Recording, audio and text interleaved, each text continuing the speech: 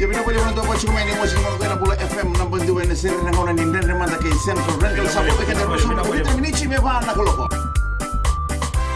Ni Sabula Oya wa tisoni dalai Gua nga yung Mosi Dono Nama kikirau mena tolu kina bitu ena via kati moliti kina porombuka Gori na lali ne kami Bula FM Nampang dua na siri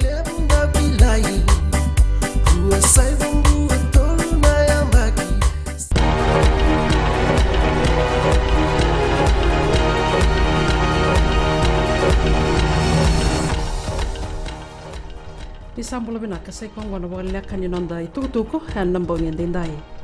Tukutuku maru taki kin na nomini walin walese na kiana vingomi nangalala ni kiana ware taki na sot-sota ni IRB 7 series na ratio ele longo na FBC TV.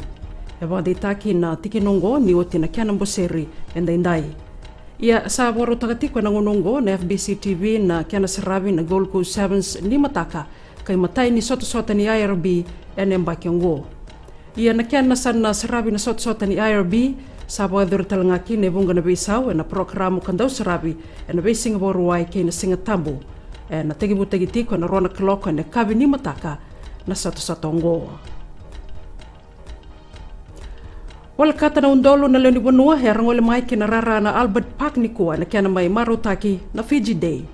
Na nonra bosa buya na nonra itukutuku kibe kianda na lewe biti na turang na prestendi oratu e peli na letikau. Ware taka kina ni dondonu merwado do taki kana no moira na leoni bonongo wenga rabitu mai bonotani. Mbau sarabi talanga indai na nonra dikebi na leoni mati walu na nonda bonua bole ni boi walu mai wana turanga na prestendi.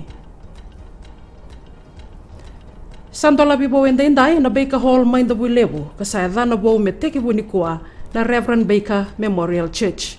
Sanga walanga ni ndola vendenda ina wal ni lotu me wakani tabo di talanga kina e sona i bola ni lotu kena connectional plan sei tuba e warota kana lotu esele me mbalata na kana didibaki moni madha wa mbimbi kina lotu esele na madha ngo me wakani na wana no mitale tinga kina ni mataka na yano no viwa membau ne talatala choni oniti kena singa tambo e na wana no mitale tinga kina na non rawa dhambe lotu ela kiamba o talatala David Cross ke William Kagel o yane ka tini karuan ni Okotoba, tini kawalu, 35.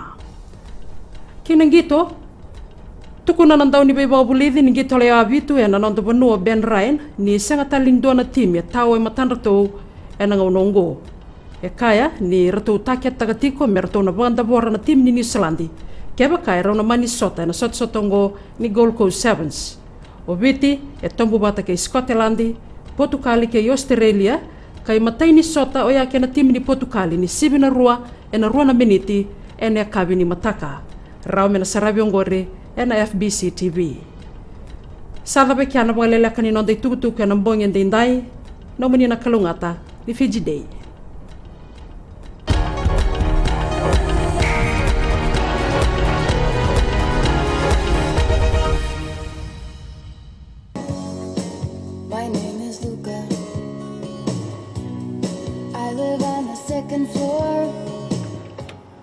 Gold FM, only the classic hits. I hope you're having fun so far. You're listening to The Ride, and I'm Kara, taking you through your afternoon. Stay with me to listen to more awesome classics right here on The Ride.